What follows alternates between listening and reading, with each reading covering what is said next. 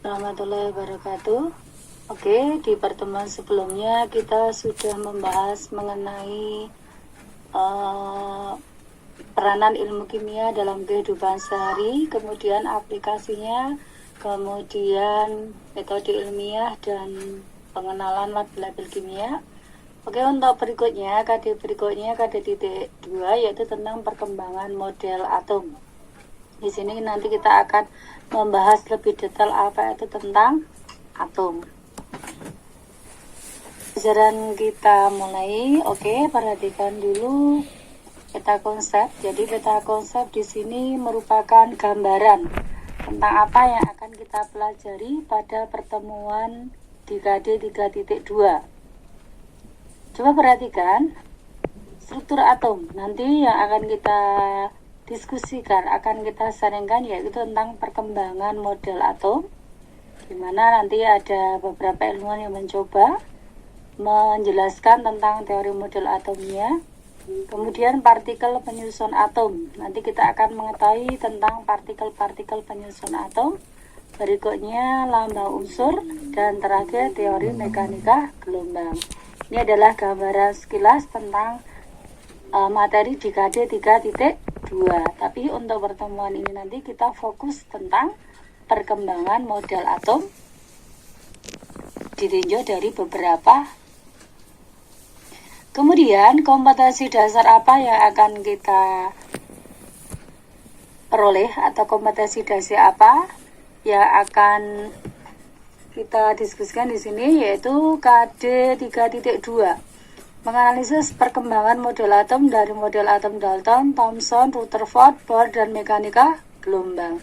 Jadi di sini nanti diharapkan peserta didik bisa menganalisis bagaimana masing-masing para ilmuwan dalam menjelaskan model atomnya. Dimulai dari Dalton sampai mekanika gelombang.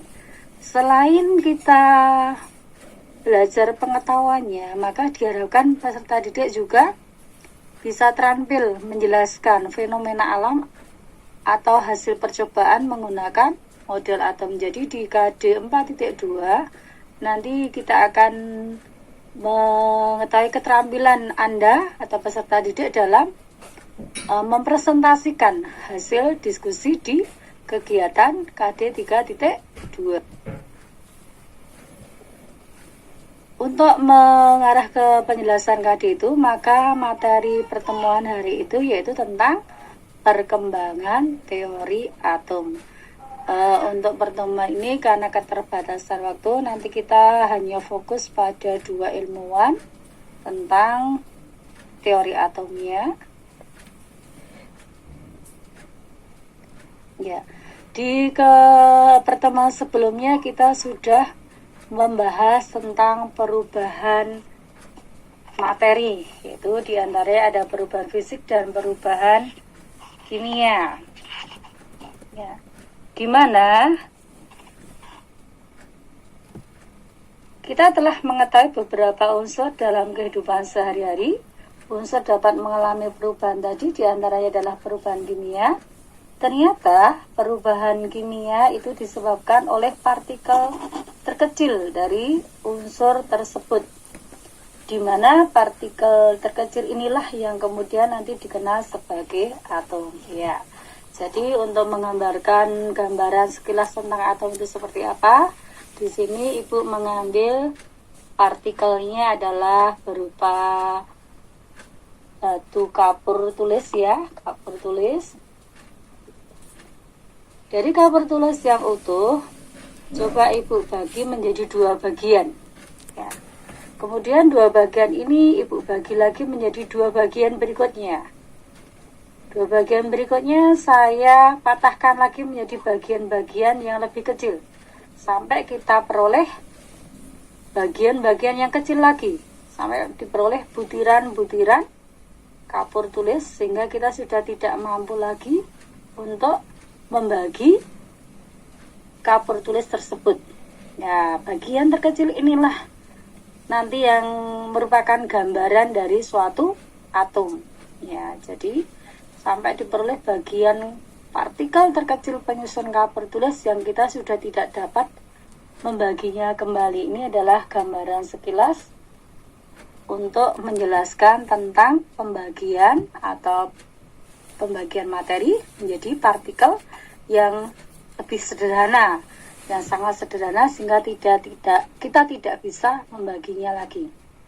Di sini Ibu ambil contoh kapur tulis karena apa? Kita mudah memperolehnya. Kemudian sifat kapur tulis juga mudah untuk dipatahkan, dibagi-bagi menjadi bagian yang lebih kecil. Ya, sebetulnya kita bisa mengambil beberapa contoh yang lain, ya, tapi ini karena di sekitar kita banyak sekali kapur tulis, ya kita ambil sampelnya sebagai materinya adalah kapur tulis. Ya, ini adalah gambaran sekilas tentang pembagian materi. Ya, untuk lebih detailnya, maka kita akan mendiskusikan, kita akan sharing lebih lanjut mengenai konsep tentang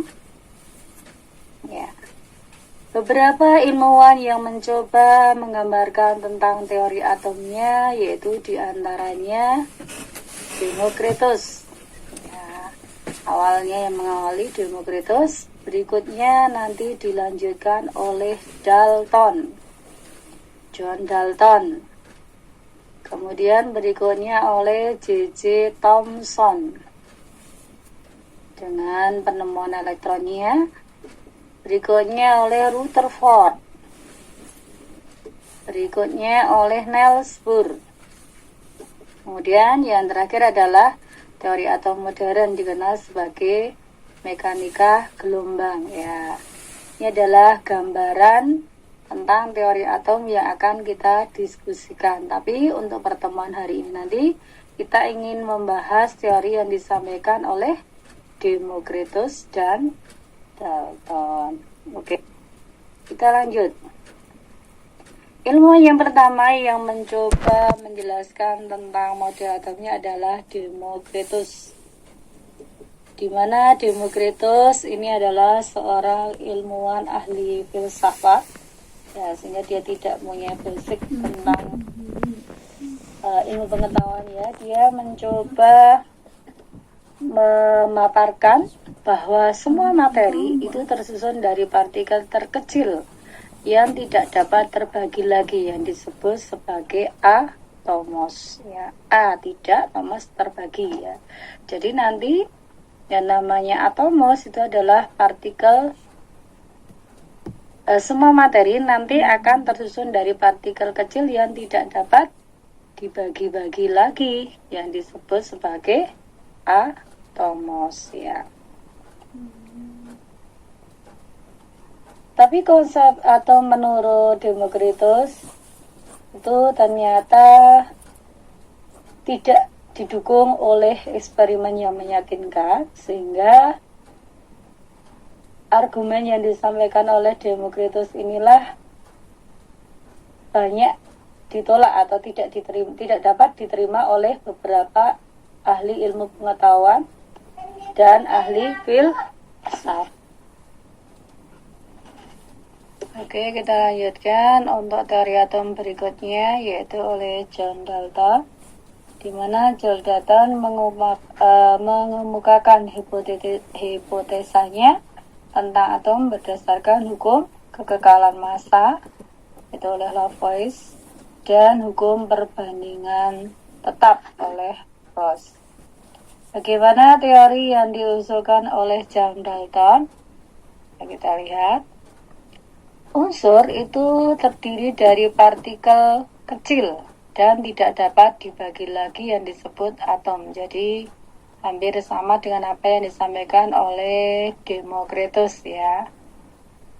Kalau pada Demokritus, materi itu adalah tersusun dari partikel-partikel terkecil yang tidak dapat dibagi lagi, dinamakan atomos. Maka di sini untuk teori atom bertolak belakang dari apa yang disampaikan Demokritus, bahwa unsur terdiri dari partikel kecil dan tidak dapat dibagi lagi, yang disebut atom. Kemudian teori yang kedua, atom tidak dapat diciptakan dan tidak dapat dimusnahkan. Nah, ini bertolak dari berdasarkan hukum kekekalan massa yang disampaikan oleh Lavoisier. Kemudian usulan berikutnya yang disampaikan oleh Dalton yaitu atom-atom dari suatu unsur adalah identik. Kemudian berikutnya, senyawa itu terbentuk dari penggabungan atom dari dua jenis unsur atau lebih dengan perbandingan tertentu. Nah, ini bahwa atom itu dapat bergabung dengan atom yang lain untuk membentuk suatu senyawa, untuk membentuk suatu molekul dengan angka perbandingan bulat yang dan sederhana. Ini bertolak pada hukum perbandingan tetap atau postulat inilah yang nanti merupakan konsep molekul, yaitu antar atom yang bergabung dapat sejenis atau tidak sejenis, di mana penggabungan atom-atom sejenis membentuk molekul unsur, sedangkan penggabungan atom-atom tidak sejenis membentuk senyawa. Sehingga di sini John Dalton mencoba menggambarkan, dapat diibaratkan bahwa atom itu adalah suatu bola yang kecil, di mana nanti bola-bola kecil ini nanti bisa bergabung dengan bola-bola yang lain membentuk bola yang ukurannya lebih besar, yang ini dinamakan sebagai molekul atau senyawa. Teori atom Dalton ditunjang oleh dua hukum tadi sudah saya sampaikan di depan, yaitu hukum kekekalan massa dan hukum perbandingan tetap. Coba kita lihat apa kelebihan dan kelemahan dari Dalton. Ya, coba kita lihat apakah kelebihan, apakah kekurangan dari apa yang disampaikan oleh Dalton jika dibandingkan dengan apa yang disampaikan oleh Demokritus, ya. Kelebihan atom Dalton antara lain yaitu dia apa? Mulai membangkitkan minat terhadap penelitian mengenai model atom. Jadi di sini sudah ada suatu mencoba mengadakan riset, ya. Kemudian kelemahan model atom Dalton antara lain yaitu dia tidak dapat menjelaskan bagaimana sifat kelistrikan materi tersebut.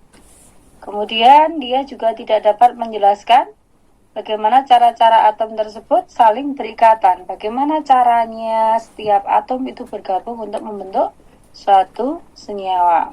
Kemudian kelemahan yang berikutnya, dia tidak dapat menjelaskan perbedaan antara atom unsur yang satu dengan unsur yang lainnya. Ya, ini adalah gambaran mengenai atom Dalton, di mana Dalton mencoba menyempurnakan apa yang disampaikan oleh ilmuwan Demokritus. Oke, dari dua ilmuwan ini silahkan Anda diskusikan, kemudian silahkan dikerjakan kegiatan